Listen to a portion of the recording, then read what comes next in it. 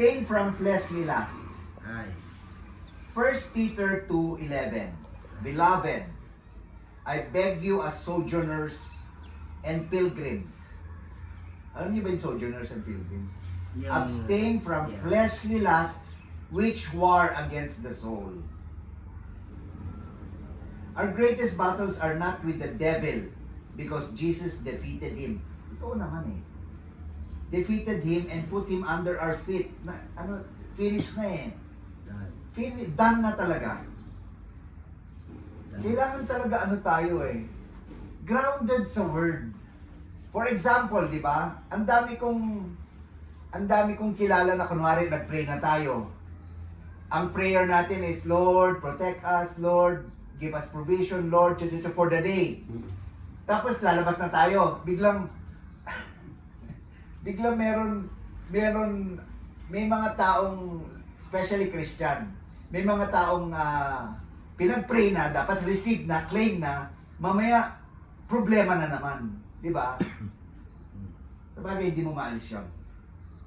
So our greatest battles are not with the devil because Jesus defeated him and put him under our feet. Tapos na yun victorious na ang pangalan ng Panginoon. The greatest battles we face are between our ears. That's a battle we must win every day. Guilty ako doon. Talagang sa mind pa lang, di ba? Di ba sabi ng Panginoon, pag naisip natin ang isang bagay na masama, kasalanan na yon. Dito pa lang sa isip natin.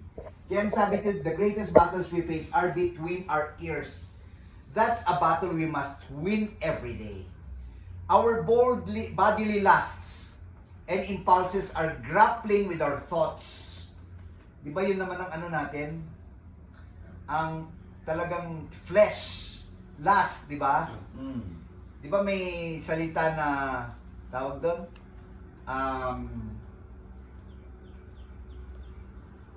Sige. And if we yield to them, we will end up forming sinful habits like drinking, smoking, fornication, pornography, and addiction. The real battle is being fought in our minds every day of the week. So how do we win? Fill our mind with thoughts that are influenced by the Holy Spirit. The Bible says, walk in the Spirit and you shall not fulfill the lust of the flesh. Sometimes, talagang tested na yan. Kagaya ni Joven, pag nasa bahay, umaga pa lang, tayo. Umaga pa lang, praise and worship, alam mo yung nakaka-uplift at nababalin ang flesh natin into heavenly thoughts. Puro spiritual. My words are spirit and life. Ang ganda nito. John 6:63. My words are spirit and life. When you meditate on God's word and pray in the Spirit, your mind will have less time to fall under the wrong influences. Totoo yan. Hindi lang yon kasi hindi ako naniniwala na mapag-isang Christian. Kailangan talaga may group tayo na godly people. Di ba? Parating sinasabi ng elders natin yan sa church na we should have the group. We should have group like this. Di ba? Sharpen. Iron sharpens iron. Kaya ako sinasabi kay Joven, na yung Sundays Joven, kung nasa Manila tayo, yung D-group natin after 12, ikaw na mag-lead nun.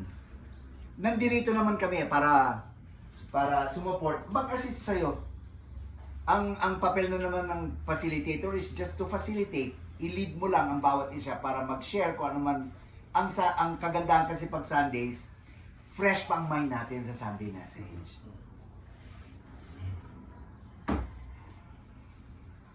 So how do we win? Fill our mind with thoughts that influenced by the Holy Spirit. God's word and pray in the Spirit. Your mind will have less time to fall under the wrong influences. Break the cycle today. Cast down every negative thought and renew your mind. through God's Word and in prayer. Okay, sharing time. Guilty ako dyan. Lalo na, biblical nga, habang buhay pa tayo, yung flesh natin talaga, flesh and the spirit, opposite yan, magkalaban yan. Kaya, minsan talagang, tama nga na imposible, but everything is possible with the Lord. Kailangan lang talaga na may grupong ganito, yun bang nagsasabihan, hindi lang yung sa sa flesh, even sa mga problems natin na i-share, kaya napapag-pray natin. Eh ngayon pa lang, thankful ako sa prayer sa, ang lakas ng ng anak ng apo ko kay Brana. Ang lakas ng bata. Good. After ng operation, nung linabas na, naglalaro na. Ano ko yung na-apply sa kanya? Yung meron siyang abscess na bukol, Saan? dito sa right, dito sa ulo niya, sa right side. Malapit sa noo. Ito ay namana niya raw sa lola niya. Lola na mother side. So hopefully, hindi natutubo yun. Hopefully, malalaman din natin kung benign kasi pina-biopsy. Hopefully, ganun. And ipag-pray pa rin natin kay si Angelo. Si Angelo, grabe yung pinagdadaanan. He needs our help. Even our prayers. Kasi tignan mo ang family niya. Ikwento ko na lang to kasi kinukwento rin ni nung dadalhin na siya sa hospital nung kamakailan lang, meron movie ang kapatid niya.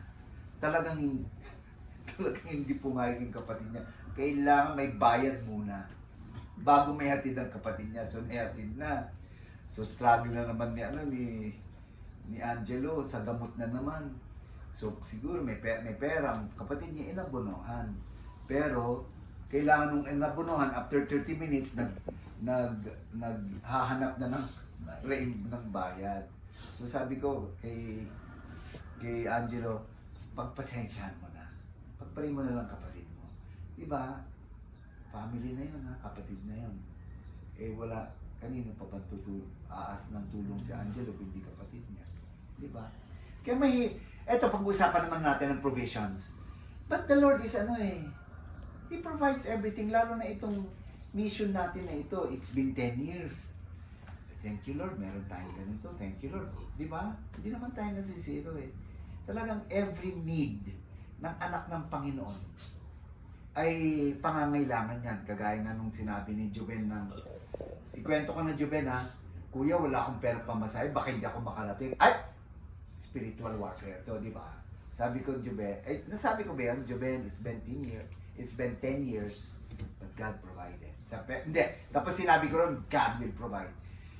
Kasi ako as your kuya, ang confidence ko talaga sa Panginoon ever since, kasi buhay ang Panginoon sa akin Mula nung nakilala ko na sila, especially si Joven, sila Ruel, si Gab, na galing sa San Lazaro Hospital, buhay ang Panginoon, friendship. Buhay. All we just have to do is obedience lang naman If we obey, di ba, comes blessings. Totoo naman yan Yes. Amen. Maliwanag sa mga promises sa salita ng Panginoon, nandoon lahat. In Matthew 6:33, di ba? Seek first the kingdom of God and its righteousness, and all These things. shall be added unto you. Okay, basic. Nagtanggap na tayo sa Panginoon, nandyan ang mga salita niya, susundin lang natin yung mga promises niya, nandyan na. Still, ang titigas ng ulo natin, di ba? But, hindi naman nagkulang ang Panginoon sa atin Ako if kung ikumpara natin ang problema at saka mga blessing, daming blessing, friend. At hindi aksidente lahat. Di ba, Aaron? Nagkakilala tayo rito. Nawala na lahat. Nagbulakang ka, babalik ka rito. Welcome for the Lord. Di ba? Si Alan nga Tingnan mo naman yung sitwasyon niya. Asar pa yan. Umagang-umaga pa lang, pagkagising na, medyas. Umagang-umaga pa lang. Alam mo naman, minsan, Diyos ko, okay, totoo yan, minsan, iba yung ano natin, di ba? Pero si Alan, it's, wow. Ano mo naman, Frenchie? Hindi nga halatang bulag pag nasa pulpit na, nasa stage na eh. At ano, nagpapasalamat din tayo na meron PVEP na sila Anita, sila Ani. Nandiyan na sa schools. So, siguro bago mag-end, siyempre, ang part natin kausapin sila. Kasi, touch base na sila eh. May Bibles na nabigay ng mga bata. Yung mga, halos lahat ng mga bata na share natin ng gospel at saka HIV awareness, hawak nila. So, sila na mag-follow up sa mga Bible, sa mga verses. Praise God. No, praise God. At meron, Amen. ito pala yung ito pala yung daan ng mission natin. So, lahat, thankful tayo kay Anita. Yan, si coordinator si Annie. Gusto ko rin yung guts niya. Minsan wrong timing lang pag nagsalita kay Mayor eh. Wrong timing lang talaga. Pero meron tayong mapapag-iwanan ang mga bata with Bible. Sana next time iba na naman, di ba? Pero let us work by March na nasabi ni Brenda na magkakaroon ng ano bang activity sa March? Basta may activity sa March. Strawberry. O, dun na tayo sa kiosk ng Strawberry tsaka coffee. sa kiosk ng Strawberry coffee. ng Kandili Hub. Tapos doon na rin natin i-timing. Pupunta ako ngayon eh. I-timing sa mga SK. Sabi niya SK, di SK, HIV awareness natin. Yun lang. Mabalik tayo. Talagang habang habang habang buhay pa tayo. Yes. Ang flesh talaga, friend. No? Ang flesh talaga. Ububok. Diba? Any sharing? Badyo? Ano wala? Wala yung jowa ko. Yan ka mga anak. Ay, mga. Wala! Dun sentence lang. Ano naman ang Magkaka-baby pa ka ba ba? Ma-share mo. Ay, sorry.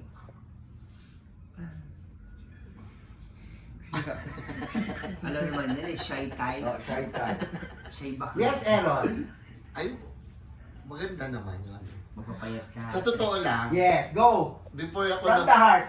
before ako nagpunta rito kay before sa Baguio, Oo. bago tayo kinausap ko na to, Si Jabe. Jaben. Sabi ko, kapatid, kailan kayo akit ng Baguio? Sabi niya, 18. Tapos sabi ko, pwede ba ako sumama? Yun lang ang text mo. Oo, sabi ko sa kanya, Hindi, nung nagkita na kayo sa CCF, wala pa yan. wala pa Okay, yun. go. Sabi ko, pwede ba ako sumama? Sabi niya sa akin, magtanong ka kay Kuya DC. Ah. Friend mo ba si Kuya DC? Sabi ko, parang hindi pa yata. Sabi niya, yan mo. Di ba nag-message ako sa iyo? Oo. Chinese character. Sabi ko, Kuya, pwede ba ako sumama sa sa Baguio? Anong sagot ko? Diba sabi mo, go. Kasi sabi ko kay Joke, Ganun lang naman ang sagot. sabi ko, Go. naguna si Kuya DC, sabi ko ganyan. So, kasi gusto ko rin mag-serve, di ba ganun ako sa'yo? Yeah. Oh. Tapos ito, parang nagkaroon ako ng doubt sa sarili ko kasi hindi siya parang nagsisid lang siya. Kasi ito ko, parang parang parang nag-isip ako na hindi maganda. Sabi ko, chinat ko siya, dinirect ko talaga siya. Sabi ko, kapatid, may tanong lang ako, bet mo ba ako isama sa bago? Oo, kasi ganun ang ko, kasi yun nasa mind ko eh. Kasi parang, hindi siya Scene lang, pero scene lang, scene. Oo, parang, parang nakapag-isip ako na hindi maganda. Kaya sabi ko kagad, direct. Kaya malaman ko paano sagot. Sabi ko, kapatid, ask ko lang, gusto mo ba ako isama sa Baguio? Oo o hindi? Sabi naman niya, oo naman. Tapos biglang binalik ko yung ko kasi ganito bet ko talagang jumoy sa inyo. Yun na talaga ko. Sabi ko, may pera naman ako, pero hindi ko alam kung hanggang saan to yung mararating. Kasi ito lang talaga yung na-earn ko nung araw na yun kasi hindi ko pa kami binigyan ng Oh, sweldo. question ko naman. Ano yung bakit mo nasabi na sumama ka at mag-serve sa Panginoon? Kusa na lang kuya. Talaga? Kasi ang tagal, di ba? Parang, di ba ikininto ko nga sa inyo na ay, 2 years na ako pumasok sa iglesia, di ba? Na wala Oo. akong Sa kagustuhan ng ng boss ng namin. boss nila. Actually, yung hindi gusto ng katawan ko talaga. Oo. Kasi Sada. hindi ko naman talaga siya na na yung parang yung devoted ko sa iglesia, wala talaga. Wala akong naramdaman sa katawan ko. Yung parang wala din akong feeling pag sumamba. Yung parang ganun lang. Yung parang wala. So nung na yan, di ba nagkastala ako dito kasi nung inindiyan ko siya, di ako unang meet sana namin. Oh, alam namin yun. Oo. Sabi ko kapatid, Diyan na ba? Oh. Wala. umalis talaga ako nung kuya. It's okay. Ang Sabi na, problema it's okay. nun Oh. is sobrang traffic talaga. So Ah, nawalan na ako ng gana, bumalik Bumalik ka na na. ako. Kasi ang ko, hindi na ako makakaabot. Sayang lang. Kaya alright. bumalik ako. Kinito ko sa kanya yan. Kaya nung pangalawang ko sa kanya ko, kapatid, sorry talaga. For this time, aalis na ako ng maaga. Nung pangalawang namin sa kanya, magkita na kami. Umalis ako din 10 o'clock talaga ng umaga. Nagpa-service pa ako sa yung may movie kasi kapitbahay namin. Kung magkano service, papunta Pasig. Sisiya, sabi niya. Bigyan mo na lang ako ng 900. 900? Oo, 900 kuya. From Bulacan ha, from Bulacan. Oh, mahal na mahal naman talaga. Pero 1/4 talaga siya. Movie kasi. Kasi Sabit ano yung kotse? kotse, 4 seaters. Nagbayad ka na 900? Pero 1/4 talaga yun kuya. Binigay ko lang 900 kasi Eh kung ordinary lang, mag-bus, mo mag-jeep. hindi ko alam kuya papunta doon. Kaya maliligaw ako. Kaya nag-try talaga ako na mag-gano muna. Sabi ko, sige, 900 sa ko. Okay lang, sige, hatid mo ako ha, mamaya mga 10 o'clock. Sabi niya, Mabilis naman. mabilis. Kasi nauna pa nga siya dun eh. Nag-chat ako sa kanya, nasan ka na? Sabi na, andito na ako sa CCF kapatid. Eh, hindi ko kasi alam, yun na pala yung CCF. Kasi pag ganun ko, talagang church ba to? Tinignan ko para siyang department store. Alam mo yung Shangri-La na department store. So, parang department store. Eh sabi sa akin ng driver, yung kasama kaibigan ko, ito na yung CCF sinasabi mo. Ay, ito na ba? Di bumaba na ako. Chinat ko siya. Andun na siya. Kapatid, nasan ka? Nandito na ako sa CCF. Ano CCF ba talaga? Kasi pagpasok ko talaga, kala mo naman talaga napaka-body. Dami na peke. Oo. Lahat ng in-invite ko rin. Ito yung short. Airport ba to? Kaya willing talaga yung sarili ko na jumoin talaga dito is to serve talaga. Amen. Kasi secondary lang yung yung maghanap ng work. Amen. Oo, kasi di ba ang hiningi ko kasi talaga sa kanya, kay Lord sabi ko, Lord gusto ko mag-serve ulit sa'yo. Yun lang naman inano ko sa kanya ko na hinanap yung trabaho muna. Kaya di ba sabi ko, parang Narinig naman natin. na, nagkatotoo. Sabi ko, Sino nakarinig nung kinakausap ko si Pastora? Ewan ko. Na March pa talagang hopefully hindi yung magtatagal-tagal si Pastor Mark kasi sa big room doon siya eh. Until March sabi ni Until Oh, March. si Pastora kasi alis siya Amerika. So magagamit natin. Ang kaganda naman kay Pastora, parang nakikikuntsaba rin sa akin. Ito yung susi. So, binibigay yung susi sa kwarto niya. Uy, yung kama niya, huwag nyo nang gamitin. Kasi inayos niya yun. Kaya sinabi ko kay Joel, huwag mo nang, hindi na natin naman namin gamitin. ginamit. So meaning, gusto rin ni Pastora. Tapos yun, parang nagkatotoo naman. Eh, Yun tayo naman ni Lord. Kasi parang, sabi ko parang ito lang yata muna. Na mission muna. Kasi, At least may kasama rin si Rose. so kung parang Diba? iniisip ko, ang naman kasi ang work anytime kung may naman, opening naman dyan. Akala ko kasi marunong ka sa salon. Ay, ako nga. Hindi ka naggugupit, gano'n. Akala ko gano'n. Yes. Ayun yung katulad ng Oo. sinasabi ni Ma'am Guys, Brenda. dito na yung video ko muna. Hawak ko kasi dati yung mga ganyan, kuya, yung nag-i-encode ako ng mga patient. Hawak ko yan dati. Ano pala siya? God Mga bless. TV